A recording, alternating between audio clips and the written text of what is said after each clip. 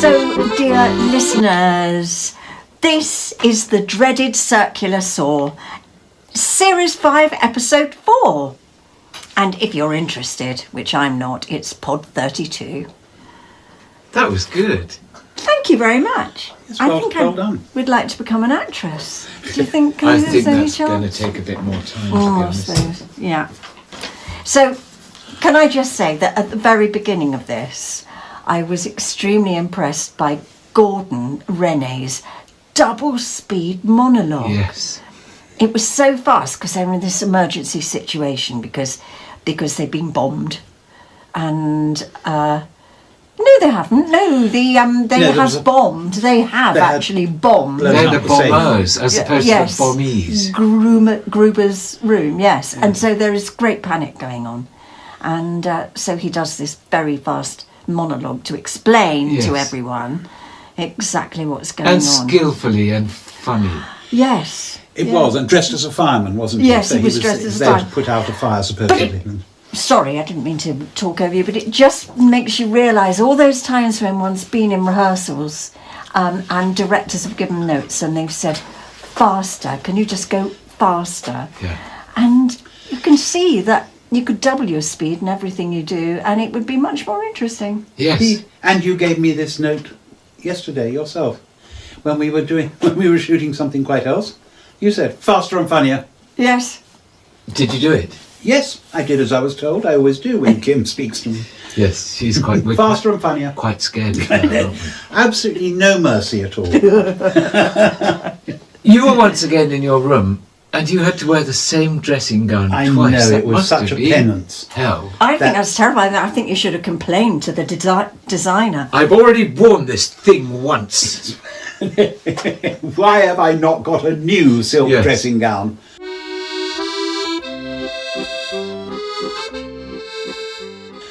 Did anyone else notice that there's a completely new style of filmmaking since we went to Elstree and they can spend time on sets that are permanent and all that?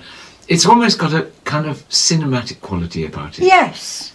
It reminds me of those kind of films like The Wrong Box that you used to have in the 60s, and lots of plot, lots of effects. Yeah. Those magnificent men in their flying machines, that flavour. Mm. And that was to do with the environment that we were working in? Also, partly written, if I may say so, by Jeremy Lloyd. What was? Co-wrote Magnificent Men. No. Yes. And indeed was in it, of course. Was he? But he co-wrote it. Yes. He played the sort of the silly ass, one of the pilots. Well, fancy. Yeah. So my observations are not quite as shallow as you two think. No, absolutely. Absolutely not. I'm just going to shut that door. I think I should point out here to our viewers, as well as our listeners, that now that we're actually visual, that Kim and Guy have gone to enormous lengths to get the lighting right, and I think you've done a rather good job, actually. Well, trying to block out light behind the subject, because these modern camera phones compensate for any light that is actually in the background of a shot, and so one needs to block out all those. You can see behind Richard especially, who's looking rather fetching today. All the light is blocked out behind him, gloom. Whereas I have light behind me and therefore I'm rather dark, but there you go. Yes. But as usual, Kim is looking wonderfully glamorous. But we're trying all sorts of experiments. Please bear with us, dear listeners. Now, this episode had one of my very favourite lines, and it's so stupid and so wonderfully silly, which was von Klinkerhoffen shouting at the German guards, "Arrest all gypsies driving fire engines." That's right. Magnificently silly. Oh, yes. Yes. There was another very good line which I liked, which was delivered by Michelle of the Resistance when she was holding a fire extinguisher and said, "I shall spray this only one." Yes. Yes. They must have thought it was their birthdays when they got the opportunity to write that line. Yes, absolutely. There was a Fallen Madonna. We're on to a Fallen Madonna watch. The Fallen Madonna has not been spoken of for about 4 or 5 episodes. No, and we had not only the Fallen Madonna spoken of, but the Cracked Vase with the Big Daisies spoken of. Both. And both the originals appeared in this episode. Okay, question. For our listeners? Or Kim was about to say No, something. I was going to say, but I think it might spoil your question, so I'm not going to say it. Where is the real painting of the Fallen Madonna with the big boobies by Van Klomp? That The is... real one. That was going to be your question, wasn't No, it? it wasn't the question, because I know. Because we all know now. Go on then. It's in the safe. It was in the safe. It's been sprung from the safe, along with the cracked vase with the big daisies, because they were both the originals. Sure, that's the real one. See, you're starting to look nervous. Nervous faces. No, I think those are the real ones. I think we're now back to square one, because nobody knew where they were before, and I think now... I think they are the real ones, and the reason is that Gruber, who's the only one who really knows, because he's the art expert, has told us that they are the originals, because he has been using them to make the forgeries. So I think we know for a fact that they are, in fact, no longer in the safe. Where are they? Well, Actually, I was going to where say are they? those nervous faces actually were coming when you knew you were on solid ground, because one's never quite sure. But now your question, where are they, is going to lead us down all sorts of rabbit No, holes. it's not. What I'm going to tell you is, when last seen, as far as I know, they were dropped on the floor by Monsieur Leclerc. René said, quickly do something or other. I can't remember what he was told to do. And he said, okay, and dropped them both. And you know where they are now? On the floor in Gruber's bedroom. No. Or did they get they're in the picked up? sawmill. Oh, that's right. They're up in the loft in the sawmill. René then later picked them up and put them in the Because loft. they are now in the communist resistance has captured them, and they put them up René put them in the beam and out the sawmill. of sight. Out yes. of sight. Yes. So we're doing quite a solid Fallen Madonna watch here, aren't we? Yeah. Our confidence will not last. Which brings us to the fact that it is called the dreaded circular saw, and they are now in the sawmill, and they were taken there by the Marquis, which introduced us 2 new running characters. Are they new though? We've seen them before. No, we haven't. No, I don't think... Well, we've not seen Moira, have we? I don't think we've Moira seen... Foote Moira Foote and Carol Ashby, who play the 2 girls from the Marquis, the communist resistance, as opposed to the Gaullist resistance, Yes. which Michel of the Resistance leads. This is the communist resistance, and they are far more cruel. Ruthless. And as Sue Hodges' character Mimi says at one point, they hate everybody, especially conservatives. But there was a scene in a barn ages and ages ago in which René was captured by the communist resistance. Oh, was that? Do you remember? And he suddenly produced a knife. Or he lost a knife. He did, because we were looking, weren't we, to see where the knife So we've was. seen Moira and Carol before, have we? I think so, I'm but so I'm not sorry. sure whether they were actually playing the parts then. No, I I'm can't. pretty I sure don't Carol know. Ashby was. But I think this might be new Moira Foote territory. I can't remember who the girl was. I think she was Maki, and who had that wonderful line, and she pronounced it so beautifully when she showed René the end of a cable with a couple of bare wires and said, "Perhaps you can recognize this method of listening the tang." Yes. Any of our listeners, if you can remember the name of the actress who delivered that line. So beautifully. What is the address? Does anyone know? Pod at Helga. Gruber. Flick.com. That's pod at helgagruberflick.com. And we got it right, but that's because we haven't yet got into the gin. That's right. But speaking of pronunciations from the communist resistance, I particularly liked Derg. Yes. You Derg. Yes, you Derg. That was magnificent. This October, we will be appearing live in our Listen Very Carefully stage show In Guildford Salford. and Shrewsbury. For booking details, go to fane.co.uk.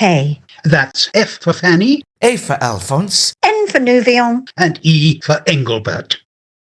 And I very much enjoyed Carmen, Vicky, Sorry. and Sue, which is, yes, Behind the in bar. there behind the bar, lighting candles for René to pray that he Yes. would, and this is how we remember him. And you said you knew what was coming, didn't you?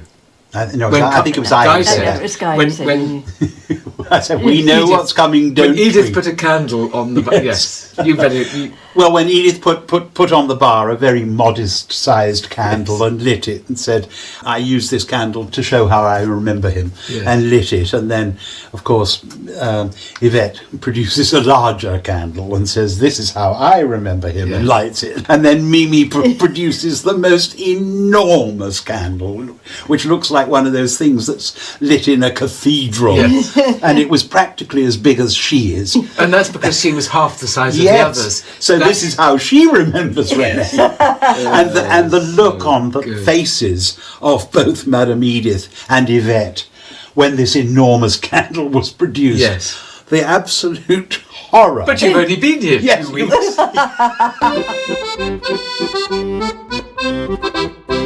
Are we going to talk about seeing you in mufti for the first time ever?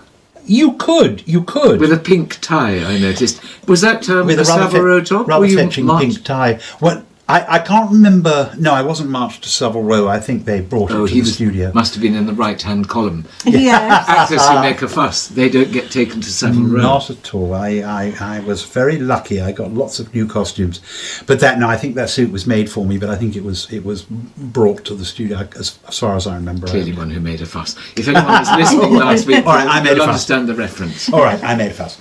And somebody else wearing a rather beautiful suit, I thought, was von Smallhausen after he'd been blown up. Yes. He was just looked like a mummy.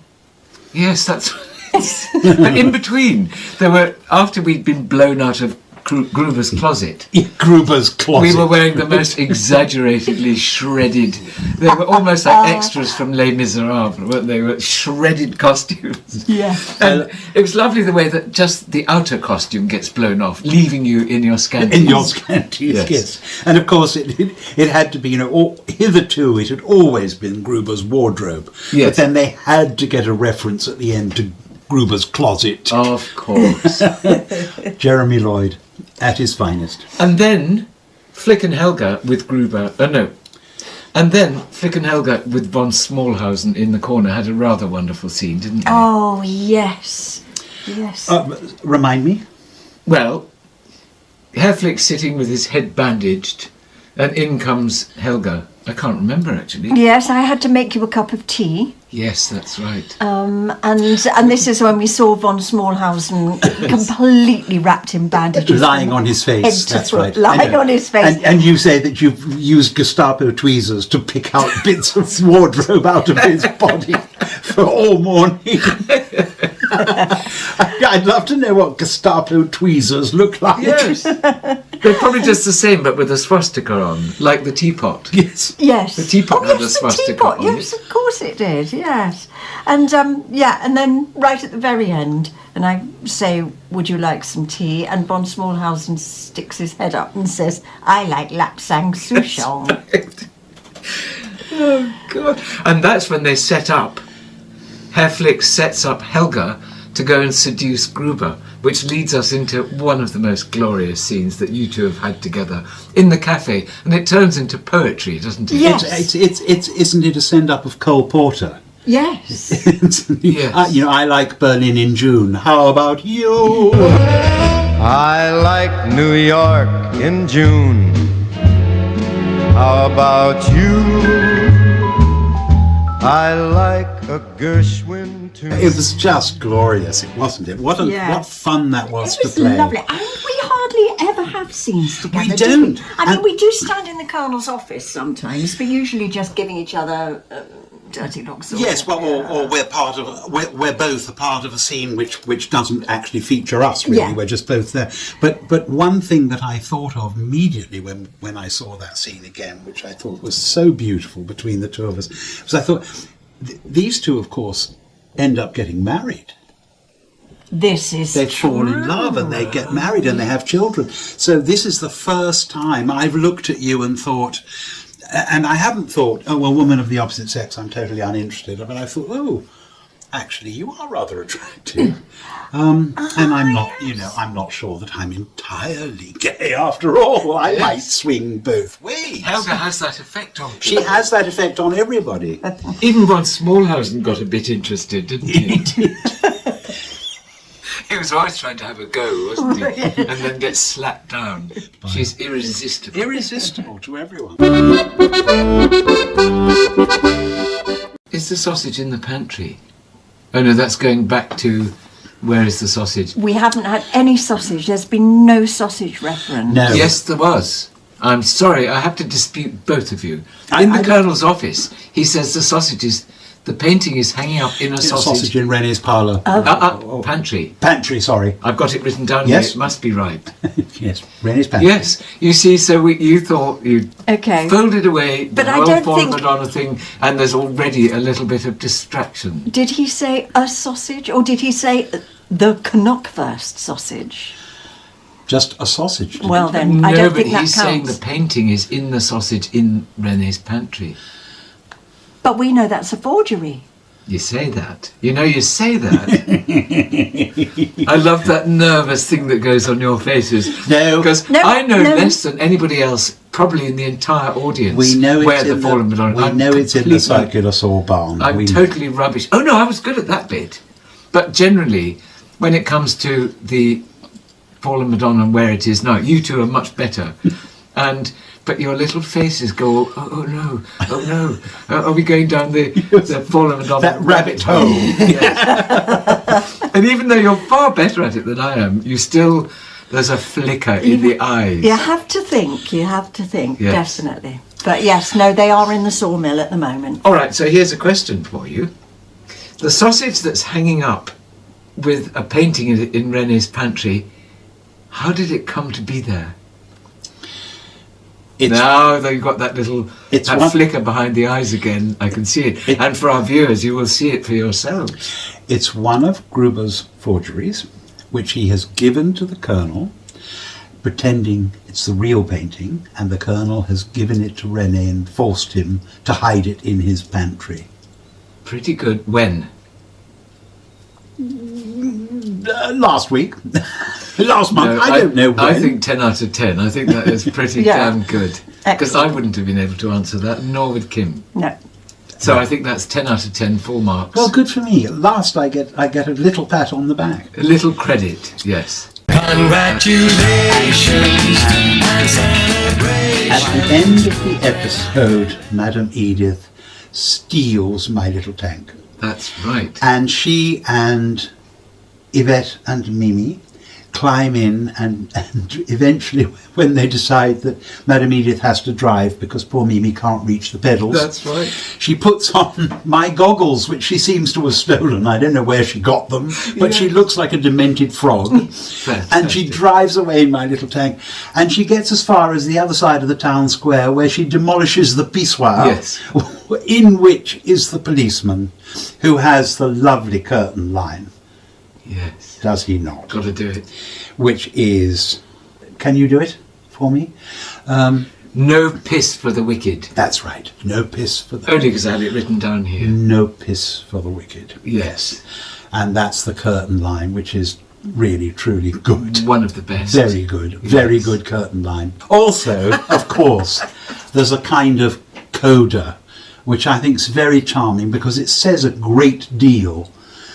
It's what we're always saying about movie making, show, don't tell. You don't need dialogue. And there's quite a long section over the end credits where you see everybody in the town square gathering around the demolished pissoir. Yes. The policeman picking himself up and poor Hubert walking round his tank looking at all the damage. Yes. And you can see he's probably crying. Because his little tank has been damaged and stolen and then damaged, and he is going to want to know who is inside. And I'm looking forward to the next one because there is going to come a point where you discover Edith and how they explain why are they driving your little tank. Yes. And if you remember, don't say it. No, I'm not going to say it. I just There's a fine, I just anticipate Yes.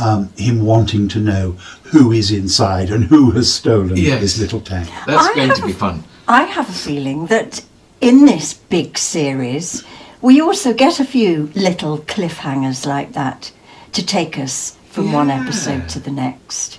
I think that we're going to discover as we go through this series that very often you want to go, Oh, what's going to happen What next? happens Now, is that to do with formatting it for America? Or is it That's just because we were talking in an earlier one about how they were overlapping. The Gateau from the Chateau, we were saying they overlapped the end of the story before, and then you got into the Chateau story. Do you remember that? Yes. They finished off another story and then worked you into that, and this is exactly the opposite, isn't it? Yes, yeah. And because Jeremy was used to writing for American TV, do you think part of the brief was that you have to give them a cliffhanger at the end of each episode? Could be. I don't know, because I don't know and can't think of a single show that Jeremy Lloyd wrote for America that was a serial. That was a stupid question, I'm sorry. No, it is. And also, but it did give you the chance to say, I don't know, which I've never heard before. Just kidding. They do. They bully me all the time, listeners. We It all isn't bully fair. each other, don't we? Yes.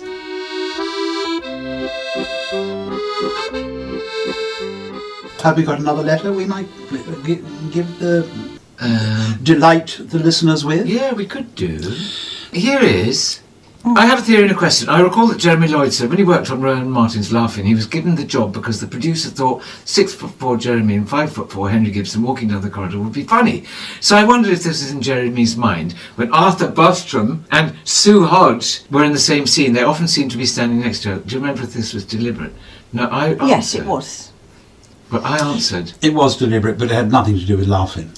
That's not why you got the job in Laughing. I said, "Hi Andrew, thank you for your letter. That's an interesting observation which none of us had thought of. Our guess is that the height thing in this case would have been a coincidence, as the character that Mimi replaced was Maria, who was also small and had to stand on her chair. Yeah. But so glad you're enjoying the pod. We can't believe how it's taking off and I have tremendous fun recording it. Well done. Dear Kim, Guy and Richard, I think you should read this. Okay. Yeah. Okay, so I'm going to leave you at it. Now you can read the letter in your own time. Okay. So it's letter time, and we have an absolute cracker here. It's from Robert Dolby. Dear Kim, Richard and Guy, I'm a new listener to the pod and have devoured 15 episodes in 3 days on my commute. I was a first-generation viewer of Allo as a teenager in the 80s, and I adored the show, which I still consider to be the funniest sitcom there has ever been. I've been loving listening to the three of you reminisce. Allo is still woven into my life in unexpected ways. To this day, if I let myself into my mum's house, I will call out, "It is I, Leclerc," and raise my specs when I see her. And my long-suffering children are used to being summoned by a bellowed, "Come in here!" Hey! or dismissed with "Go away!" in a German accent. I'm lucky that my wife is also a fan, or using the term "you stupid woman, can you not see that?" when I'm trying to talk my way out of trouble might be much more dangerous. I thought I might share an amusing story. A few years back, I was in a quiet cinema enjoying Christopher Nolan's magnificent Dunkirk. Aha! When a glamorous and very familiar lady appeared on the screen, standing on the deck of one of the rescue ships. My involuntary cry of "Helga!" caused an audible titter to run around the cinema. It was lovely to see Kim in her cameo. It was clear that many others in the cinema also recognised Kim, although they had more self-control than I. I was left puzzled as to whether Helga was actually a rather more successful agent of British intelligence than the others Allo presented us with, having returned to France after Dunkirk to infiltrate Colonel von Strohm's HQ. If so, the sacrifices the poor woman had made for king and country in the course of her mission. I'm going to read that last bit again. Can I just point out to the listeners and viewers, Kim was sight reading that letter because we sprung a surprise about Dunkirk. So congrats, the fact that you are actually sight reading that We letter. did indeed. It sounds pretty damn good to me. Do you need me to scroll? No, I No, have she scrolled. She I've managed to scrolled. scroll. So go back to the beginning of that last sentence. Yes. It was clear many others in the cinema also recognised Kim, although they had more self-control than I. I was left puzzled as to whether Helga was actually a rather more successful agent of British intelligence than the others Allo presented us with, having returned to France after Dunkirk to infiltrate Colonel von Strohm's HQ. If so, the sacrifice the poor woman had to make for king and country in the course of her mission. Fantastic. With all very best wishes, Rob Dolby. Now, it was very funny, actually, because when we went into makeup, I mean, there was makeup, costumes, all sorts of fittings and everything. And they decided to do my hair like that. And, of course, we're on this fantastic, great sort of Hollywood thing. And I was saying to the makeup lady, I used to play a character that had a hairstyle a bit like that. It was quite a popular Wigwatch character. in Dunkirk. And she said, oh, really? Oh, well, never mind. I think, this is very suitable for the character you're playing now. Because I don't think she sort of comprehended How funny. how many people had seen Hello. Oh, how brilliant. And you got recognised as Helga in Dunkirk. In Couldn't be better. publicly in the cinema. Yes, And outed. But also, dear listeners, I have a little story about said film Dunkirk. Not only was our beautiful Kim in a cameo, so was her lovely husband, and indeed our boss, Ron Hartman. Ron Hartman, who is in fact, of course, the distinguished actor John Nolan, whose uncle is... Whose nephew is Christopher Nolan, the very famous movie director. And the reason I bring this up is that John was also in this film, and it was the most touching moment. But he played a blind man who had volunteered, obviously, to hand out cups of tea to the returning soldiers from Dunkirk, and he took the trouble to speak to each one and welcome them home and try to calm them down, and it was so touching. It almost brought me to tears. Oh, how lovely. Should we go and get him? Yeah, shall I? Just pause that. Ron! Can we borrow you for a minute? Yeah, we were hoping you'd tell the story about how you first worked together with your nephew before he became famous, and while he was starving in a garret and making his That's right. graduating movie from film school. Okay, so hang on, let's get Go to film school. Oh, sorry, his first movie. Oh, did he not? No, See, no, I he got the didn't. story Don't totally believe up. it. You've got it completely wrong. Well, that's right. So Which is that's why we need John to tell the story properly. No, if you're going to break your neck, don't do it in my kitchen. I don't want blood all over the place. Now, on the subject of John Nolan, distinguished actor, I was going to say that at the risk of it sounding like nepotism, because you're often in his films, that you had helped him in the early stages of his career, and therefore he remembers you each time he makes a film. But you said no, it's because I'm his uncle. Yeah, That's called nepotism. that's called very fortunate that he can use his uncle. Not because I'm absolutely brilliant and staggeringly good. It's because I'm very cheap. This is the sort of the equivalent of mates' rates, but it's family rates. That's right, even cheaper. You were in a series called Person of Interest, which I loved, Correct. which was written by your other nephew. That's No. right. I can't remember if we've told this story before, but Jonathan actually got you in, Uncle John, for one episode, didn't he? To play a baddie in one episode. Oh, that's right. And it's just so, and that's all he planned to do. Yeah. But he had a team of writers who worked with him, and they got really captivated by your character. And so they started writing more and more episodes for you, and you ended up becoming the big bad for the That's whole right. series. If you're lucky enough, and some of the writing team, and they have a team of about 20 writers for the series, and if one of them suddenly thinks, do you know, I've got a story in that old geezer there, so I'll run a bit of a story about him. So on one of the plot lines, I figured, and then another writer thought, I could write for that character. And of course, the writers get paid, I think it's actually per line, for any actor that they use. So it's in their interests, and obviously in the actor's interest, to get used as much as possible. And a couple of writers which is almost better than twice as good. If you have two writers writing for you, then they compete with each other. How brilliant. I was walking with Kim, who you've been introduced to as my wife. We were walking in New York one day, and we were crossing, I can't remember what the street was, and this lady recognised me from something or other, and she came running across this very busy New York street to say, I think I recognise you. Have you been in Person of Interest or something? And I said, yes. And she said, oh, that's great. Could you sign something for me? And she produced an old envelope or something. So I signed, as you do, with best wishes, John Nolan.